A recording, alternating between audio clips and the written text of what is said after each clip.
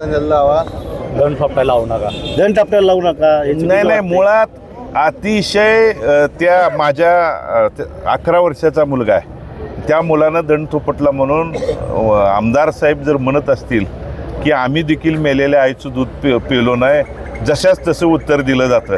11 वर्षाच्या मुलाला काय उत्तर देणार? मग किती यांची नैतिकता, मनाच्या विचाराची, बुद्धिमत्तेची मला कधी कधी कीव येते. मी शिकवण्याच्या बाबतीत काळजी करू नका, शिकवून त्याला चांगले संस्कार देणं हे आमच्या त्या ठिकाणी कुटुंबाचं पहिलं कर्तव्य आहे. मात्र त्याच मुलाचा आजोबा वारल्यानंतर पोटनिवडणूक झाली होती, त्या पोटनिवडणुकीत विजय संपादन केला, त्यावेळी तुम्ही दंड थोपटले, त्यावेळी तुम्ही कुठल्या आईचं दूध प्यायला होता हे देखील लोकांना येऊन सांगायला पाहिजे ना.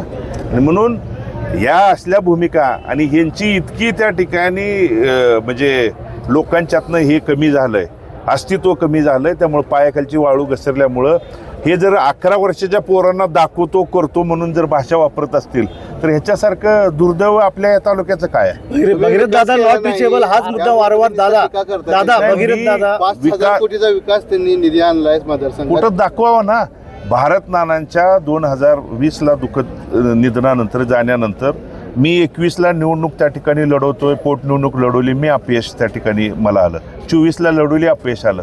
मला त्या पदावरती संधी मिळाल्यानंतर मी त्या ठिकाणी जर नाही करून दाखवलं तर हे त्यांनी सांगणं किंवा बोलणं उचित आहे. तुम्ही आज जे बोललाय, जे त्या ठिकाणी सरकार आहे, एकीकडं काय सांगितलं जातं, केंद्रात आमचं आहे, राज्यात आमचं आहे, इथं द्या. मग यापूर्वी पण केंद्रात तुमचंच होतं, राज्यात तुमचंच होतं. किती तुम्ही निधी दिला, किती त्या भागात तुम्ही जाऊन बघा. रस्त्याचे प्रश्न तसेच आहेत, पिण्याच्या पाण्याचे प्रश्न तसेच आहेत. आज जे आमदार महोदय माझ्या विकास कामावरती किंवा मी काय केलं म्हणून विचारत असतील तर त्या भागातल्या मंगळवेढा तालुक्यातल्या 24 गावचा उपसा सिंचन योजना फक्त इलेक्शन आलं, आचारसंहितेच्या आधीच 1 आठवडाभर त्या ठिकाणी नारळ फोडण्याचा कार्यक्रम सुरू होतो. तिथं पिण्याच्या पाण्याची योजना भारत नानांनी सुरू करून शेवटच्या श्वासापर्यंत सुरू ठेवलेली योजना त्यांच्या जाण्यानंतर किती वेळा चालली, किती वेळा पाणी मिळलं हे ते त्या ठिकाणी त्यांनी सांगायला पाहिजे होतं.